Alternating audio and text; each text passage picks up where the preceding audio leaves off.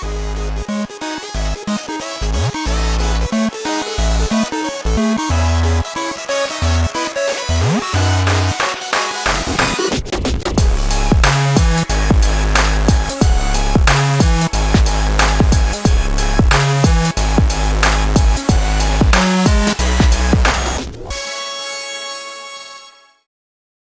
everybody. Welcome to another exciting episode of Jimmy's Jambox. We're here. We're back at it again, and we're going to get on into it. But before we do, as always, please make sure to like, subscribe, push all the buttons, do all the things.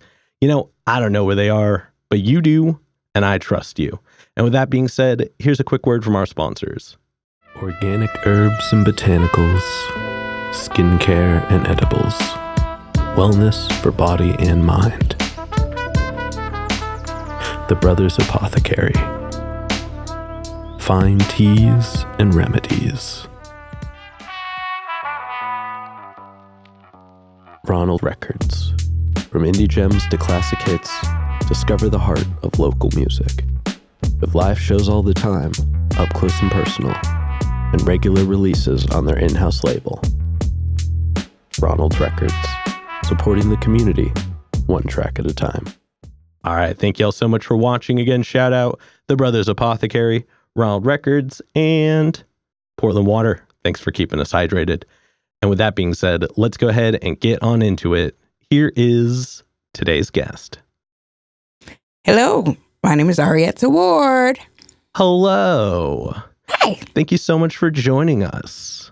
Why don't you tell us a little bit about, who you are, where you're from, what you do, give us that Tinder profile of your involvement with music. Beautiful. Well, I'm based in Portland, and I do a lot of different things. It's been my life. So I'm a fourth generation music messenger, and I'm an all around music unicorn. Yes. I love that. And what got you started into music initially? Well, as I said, fourth generation. My mother, Janice Marie Scroggins, was an amazing grand musician, composer, educator, and it's just the life that I grew up in. I was surrounded by music all the time, and unknowingly and through osmosis, I became a musician, even though this is my second full-on career. My first career was as a cosmetologist and an educator in cosmetology. So, I decided that it was time for me to be able to realize my dream, as I've realized a lot of other folks and their path. So, gotcha. Yeah. Now, when you moved to cosmetology, did you stop doing music for that point in time, or was it always did they always run parallel? No. That's where I started. I wasn't singing. Gotcha. I wasn't singing at all. I was an educator for over 20 years. And, still always an educator, whatever, right? Yeah. But it started to run parallel in 2008, I believe. Okay. And, sometimes you have to turn the switch on, but I suffered from extreme stage fright. And, circumstances in life, and somebody had made me a little upset. So instead of going to jail, I started to sing. And then it just took off from there. And the path guided me here into being the unicorn that I am. Wow. Well, that's exciting. Yeah. And I guess, I won't dig into too much of the decision that made you lead to music instead, but happy you did, because you're a very wonderful singer. And I'm excited to talk to you more about that in this middle bit. But first, I have a couple of foundation questions I like to check in with everybody on. Okay. And this first one is one we ask early. It's one we ask often, and it's definitely a crowd favorite. What was the first album you ever bought with your own money? The Jets. Okay. Yes. Yeah. That's I believe because the other one was my mom's money. So with my money was the Jets. Gotcha. Yeah. And then what was one of the first live shows you ever went to that was specifically one you wanted to go to? Oh, that was with my friends. That was New Edition, Johnny Gill, Karen White. Those are the ones I specifically, I think, did they? That's when they were doing the whole Bill DeVoe. So that's right after they split, on all their juggernaut things. Yeah, I got But it was at the Memorial Coliseum with my friends. I was like, oh my goodness, it's great. So, man, well, that's exciting. And then before we officially get into more of you in the here and the now, I know you said 2008 was kind of the deciding moment to move back into it. Do you have a defining moment that happened after that where you were like, sure, this was what you wanted to do?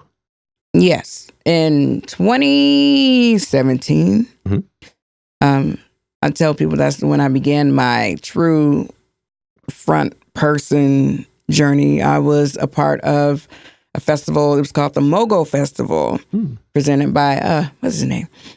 Jason Feldman, now part of J. Phil Productions. And what it was, the premise was many venues throughout the city and surrounding areas that were taken over by this festival and had a curator.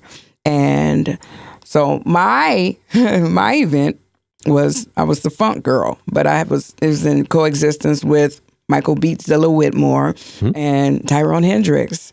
But I was the face because, but Farnell Newton, say it right, he was the curator. And so he put it together, or so I thought. And he said, no, you have to, get your own music. So I thought I had to perform all of my original music. I'm like, well, half the songs, they're not done, blah, blah, blah.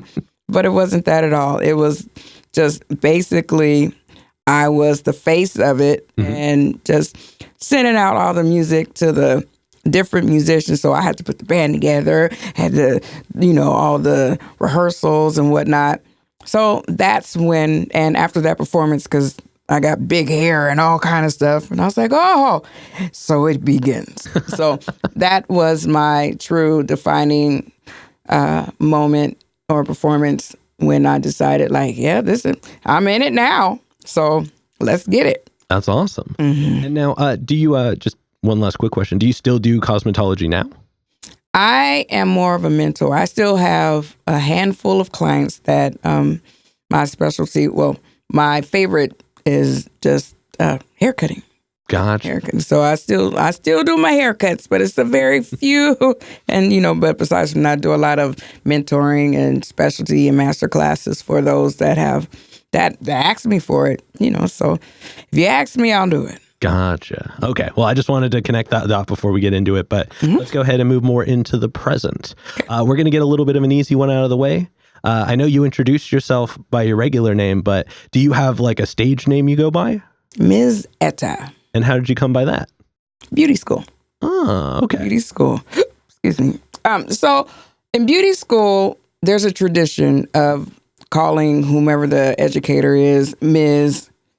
Etta or Ms., Mr., whomever, no last names. It's just the industry type of thing.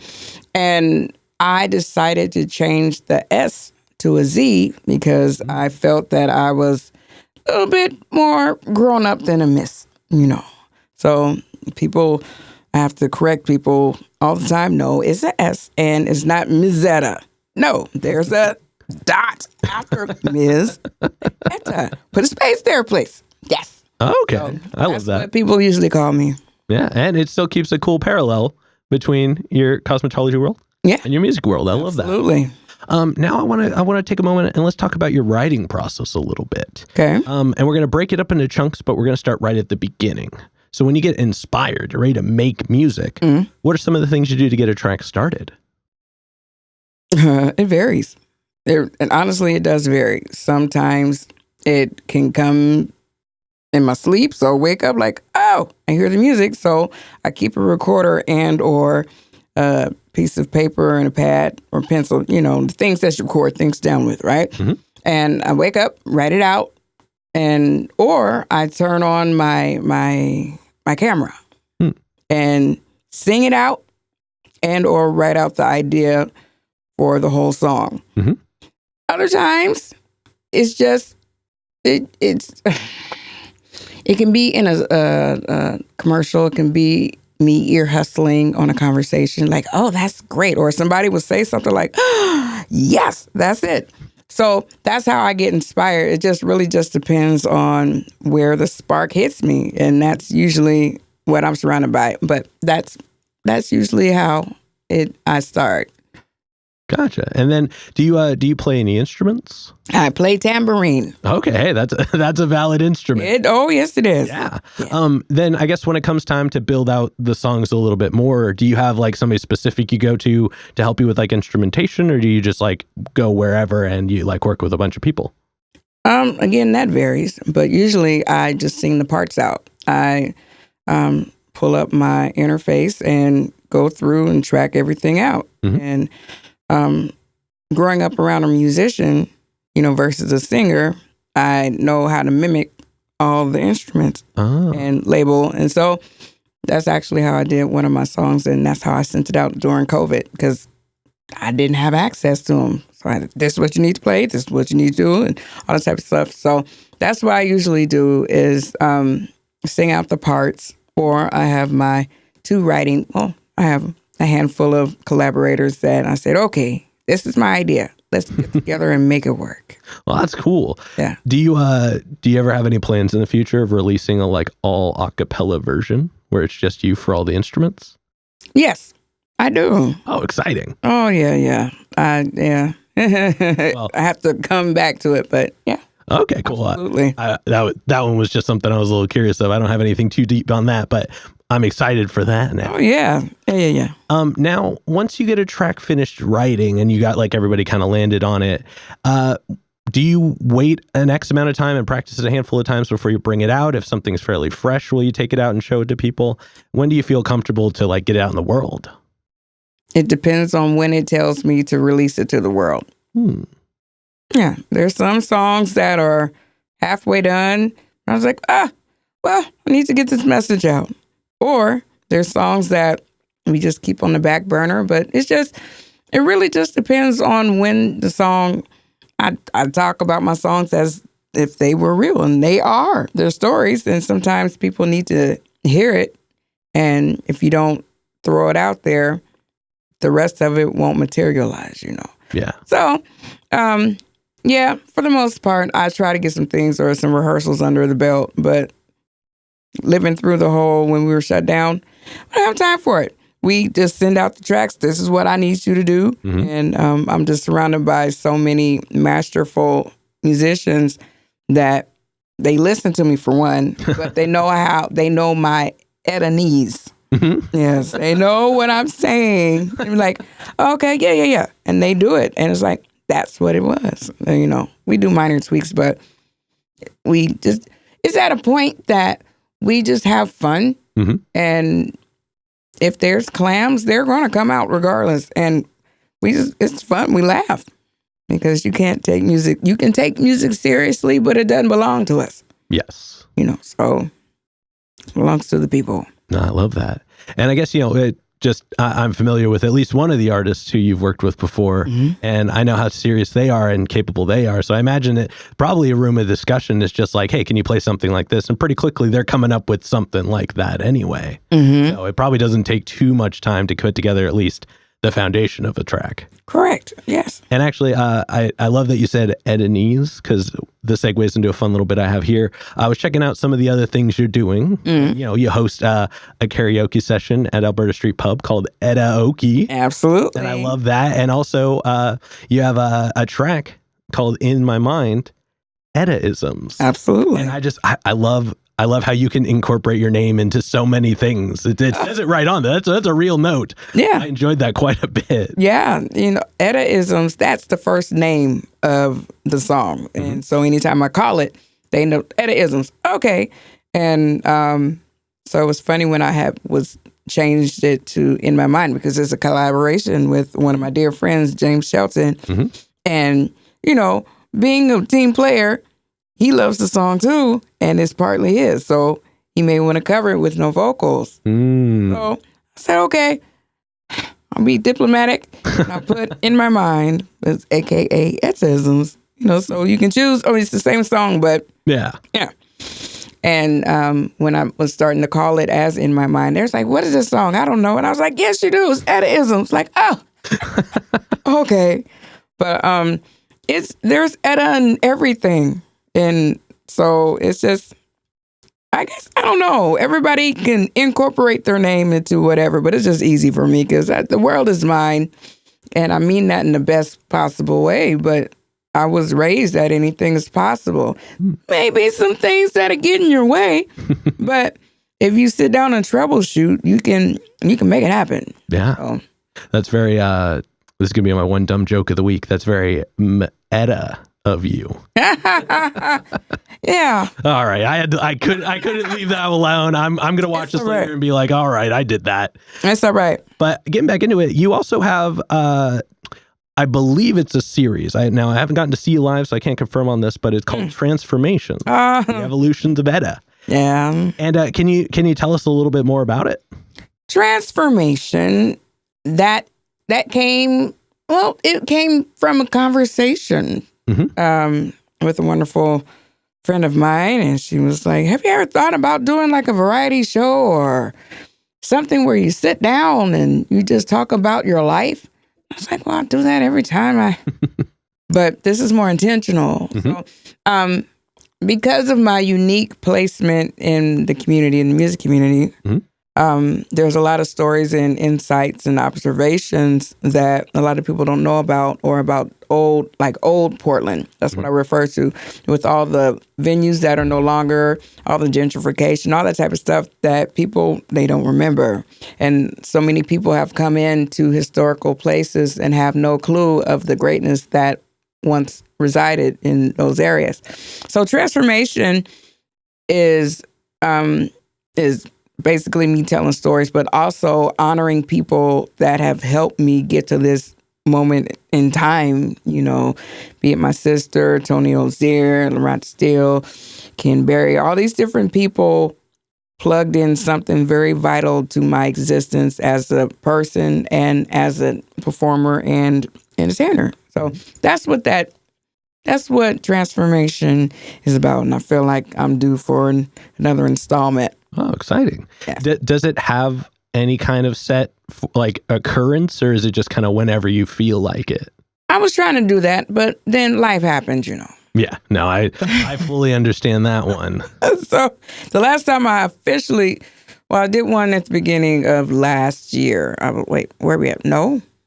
Yeah. The beginning of last year, but the one that was documented and all, that was in the midst of the Omicron. Is that right? That variant popping up. So it just put a damper in so many different things. But it was beautiful because I was still able to honor beautiful people and make a lot of beautiful music, and to be able to document it through a wonderful grant through the Regional Arts Cultural Council, or RAC for short. And it was just amazing. And so, yeah. So, yeah, I'm due. I've been to London. I've been all this type of thing since. So I have some debriefing to do for the people. Yeah. Some more people to honor. Very much still here. Very much so. And I got to, I checked out the one that's currently available on YouTube. And first of all, I was saying before, Damien, who played bass for you, he was on Monday's episode that just came out a couple days before this. Oh, yeah. So and in real time, it hasn't come out yet, but by the time this one comes out, will happen a few days before. So that was a cool little fun. I was watching it. I was like, I know that guy.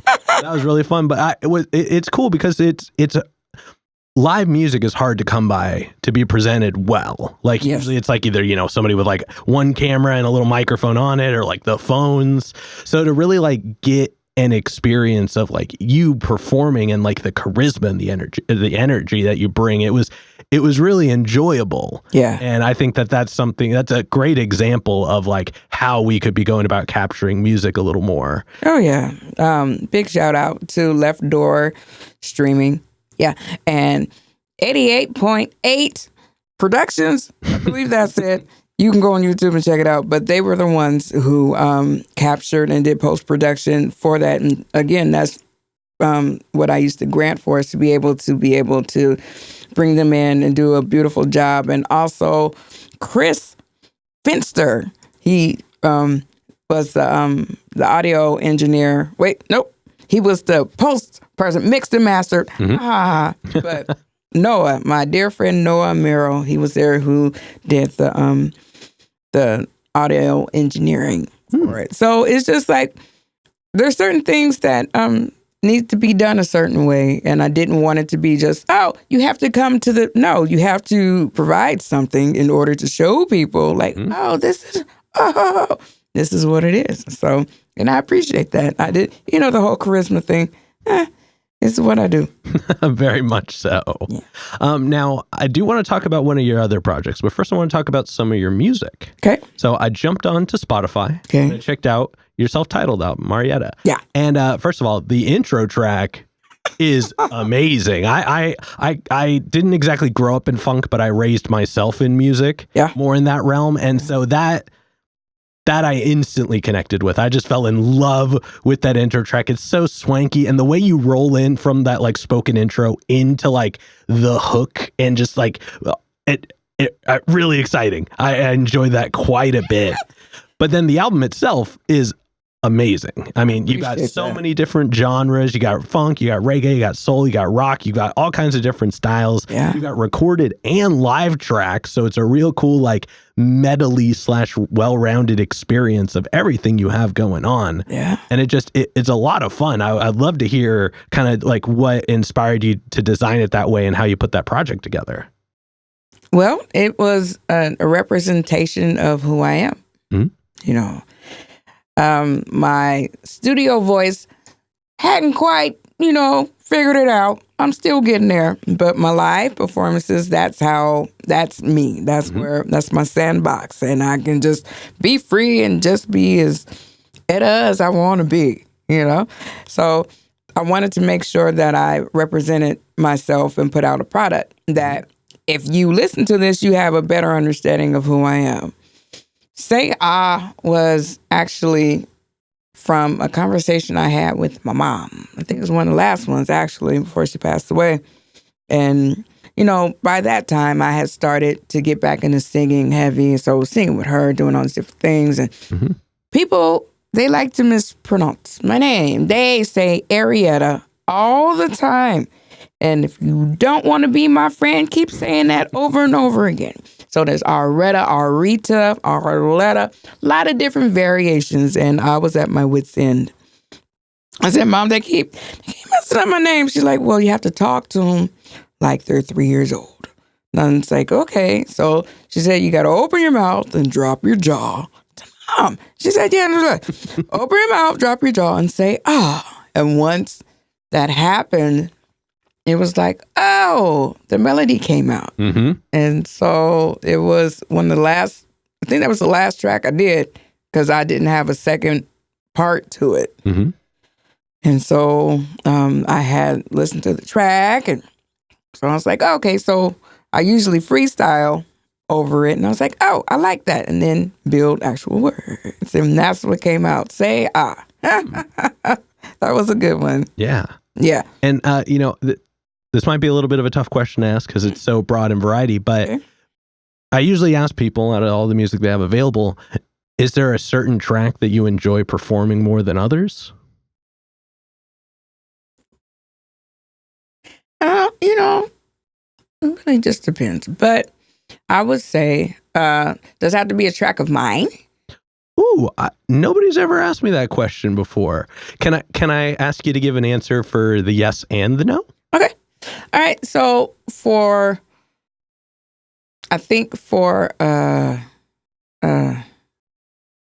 mine would be Lucky Me. Mm-hmm. And that is on the Bridge City Revival album. Mm. But it was the lead single. It's a great song. I was the writer for it. Vocal. Lyricist. However they call it. I don't know what. But anyway, it's a beautiful song. It's one of my it's the ode to like a Motown situation, or Sharon Jones, actually. They said, write it like Sharon Jones. I was like, okay. So that's how it started. And so that would be one of, I would consider mine. Mm-hmm.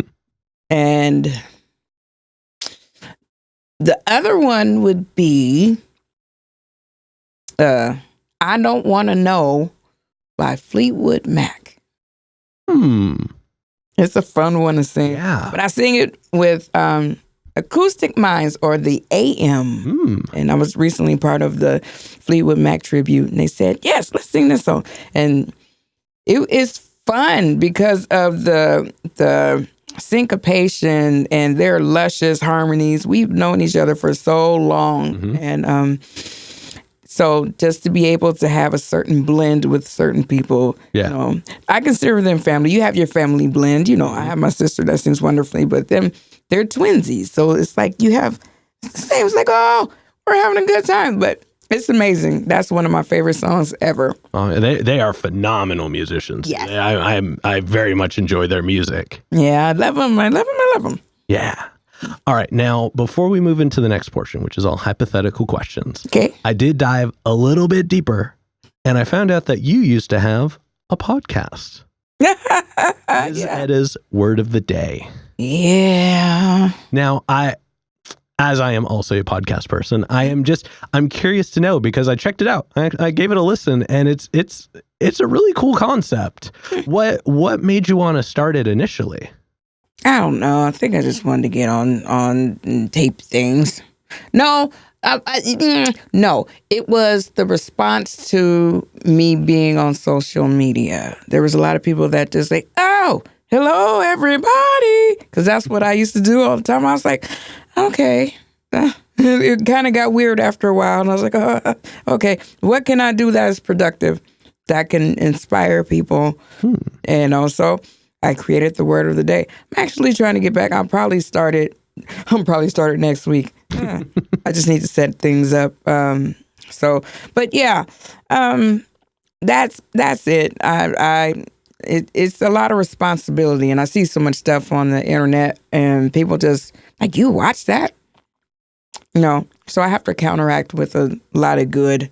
So that's where the Word of the Day, most random things, and just random as it is, but be random and inspiring, not Well, you answered the second question, which was, were you considering bringing it back? So I'm excited to hear that is in the works. It's in the works. Yeah. I have the time now, so it's good. That's awesome. All right, now I want to move on to some hypothetical questions. Okay. And for these, sky's the limits. The questions are all made up, so the answers are allowed to be as well. But this first one's pretty straightforward. If you could work with anybody, the only requirement is they have to be alive. Who would you want to work with, and how would you want to work with them? Quincy Jones. Okay. And how would you like to work with Quincy? I would like him to orchestrate at the isms with all the strings and everything. Absolutely. That would be an absolute dream. So I'm putting it out in the ether. He's still here. Yeah. We just keep him wrapped up in some bubble tape until I get my song done. That would be incredible. Absolutely. Yeah. That'd be amazing. Now, subsequently, and again, this is one I ask everybody, but I'm really curious to hear your answer. Okay. Who's a local artist that you're aware of that you haven't gotten to connect with yet, but you would like to? Are there even any that you haven't connected with?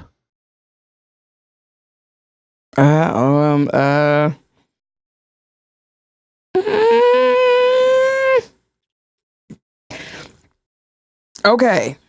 Can it be like a group of artists?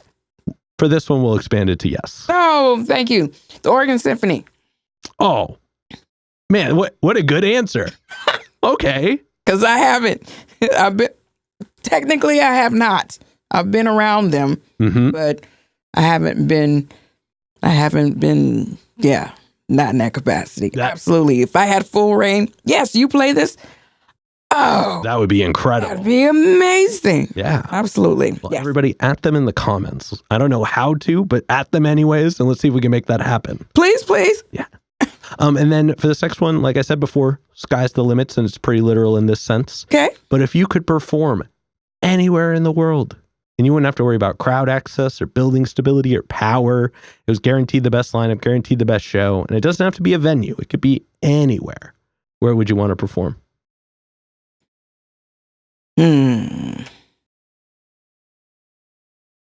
What is that? There's a basilica that I want to perform in. Random, I know. It's the one where all the royals get married, and where they had Princess Di's wedding. Was it a wedding and funeral? That's not a laughing matter, but you know what I mean. It's just like that is a bit on the full circle, yeah. Buckingham Palace? Don't quote me. No, on it's that. not the It's not the palace. It's a cathedral. It's either the cathedral or basilica. The basilica, I believe, will probably be in Rome. So if it's a basilica, yeah. But either Rome or London in one of the really, really big churches. Absolutely. Yeah. Oh man, the acoustics would be incredible. Yeah. All right, and then to wrap up the hypothetical questions, Mm-hmm. if you could get one more album from anybody, they could be alive, they could be dead, they could have not put out an album in 100 years, they could have put out an album yesterday. Mm-hmm. Who would you like an album from? My mom. Okay, that is a great answer. My mom. That is a great answer. Yeah. And now, before we officially start wrapping it up, I did want to leave, because, I checked out some of your other interviews, I checked out some of the other things you've talked on, and she always gets brought up as kind of the front runner of your music experience. Okay. So I didn't want to bring her up in the very beginning. I wanted to really let you have your experience. But before we start wrapping it up officially, are there any fun stories you would like to tell that you have from like music memories with her? Who? With your mom. Oh, mommy. Musical memories. I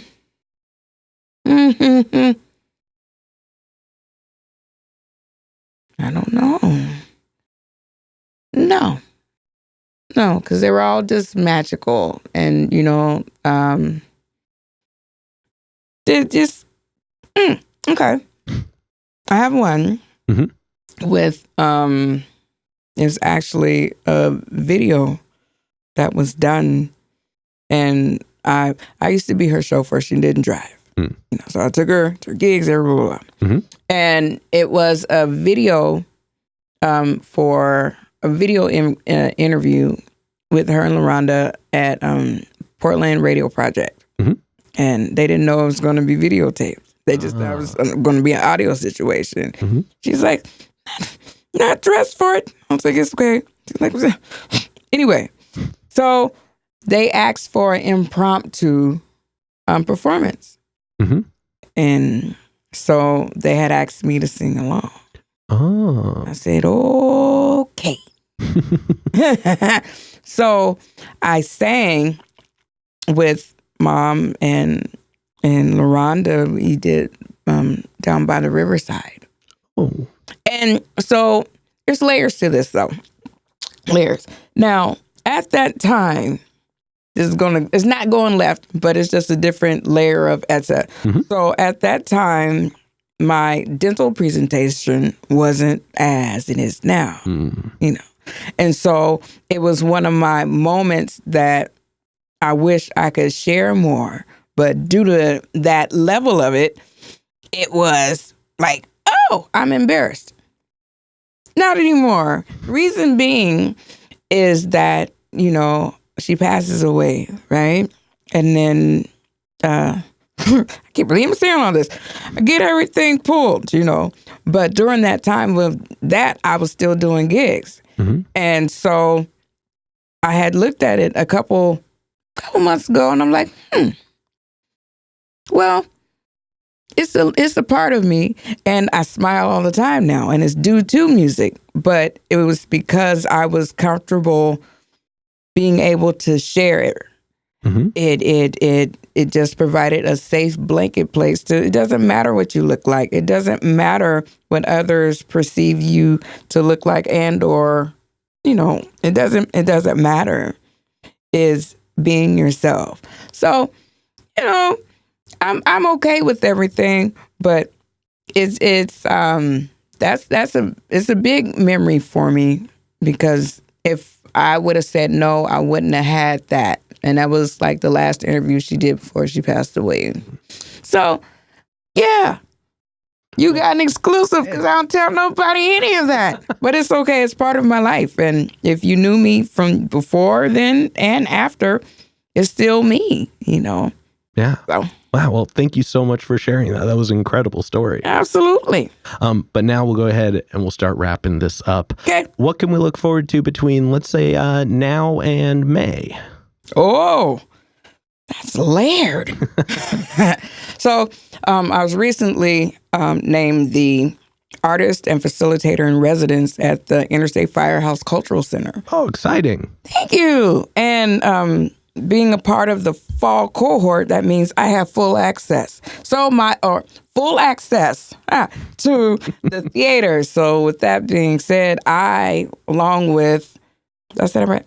With my sister Nafasari Matthews, Rhonda Steele, her daughter Lo Steele, Sarah Clark, and Saida Wright, I'm presenting a show on November 11th there at the IFCC, and it's called My Song, My Story. And it's like a symposium. It's not a full-on concert, but it's going to be a wonderful experience of showcasing all my friends. But Earth's going to be there as well. But there's that, and there's other like holiday shows and all kind of stuff, releasing music, going back into the studio. But if you want to know about all of that, you can follow me on all my socials. You can go to my Instagram, ms.ettasworld, and just Google me. But you can go to my website, www.missettasworld.com. MZETTASWORLD.com. And you can go there and follow all kind of different things and get on my mailing list and la. Perfect. And actually, usually that's where I say to look at the camera and do all the plugs and things. But you are a professional and yes. You nailed it. And so everybody will have seen it on the screen as well. Beautiful. Now, any other, before we finish up with the last question here, any other plugs, any other shout outs, anybody else you'd like to put on while you're on here? No. I mean, I love my friends. I love just, no, I think that's it. And this will probably be super random. Sign up for grants. They'll change your life. Trust me, they'll change your life. That is a very good shout out, actually. They change your life. They can be scary, but no, just sign up for some grant opportunities, be it like an email list or a newsletter, because there is, if you have something to bring into the world, it's a beautiful resource. So don't be scared. Go and do it. Yes. All right. With that being said, I've got one last question to go. Okay. Before we do, I'm gonna steal the camera for just a second. Okay. As always, y'all, please make sure to like, subscribe, push all the buttons, do all the things. I don't know what they are, but you do, and I trust you. And one more shout out to the Brothers Apothecary, Ronald Records, and Portland Water. Thanks for keeping us hydrated. And with that being said, the final question. And this is entirely up to your interpretation. Okay. But what is an album you feel is more on the obscure side? So it's a bit of a deep cut. It's one not a lot of people would know, but it's one you think everybody should know. Oh. I'm always go back to Quincy Jones, the dude. Okay. The dude. Yeah. You need to know why? Please, yes. Okay.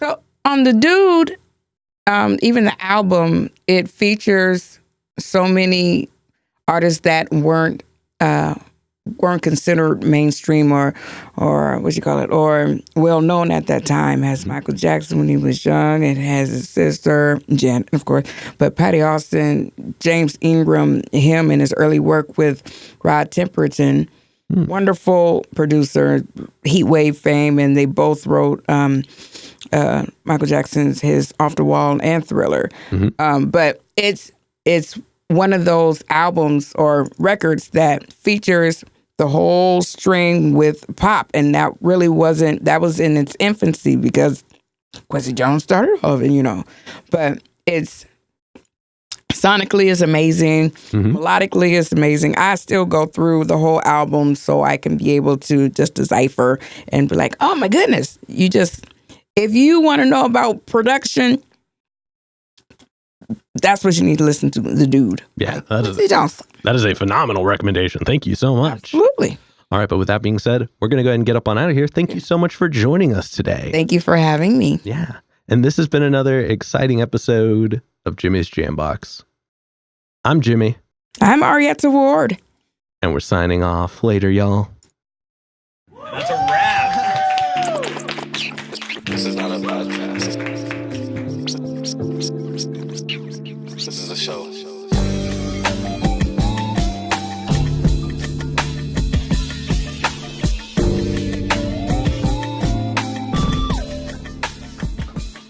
Jamming.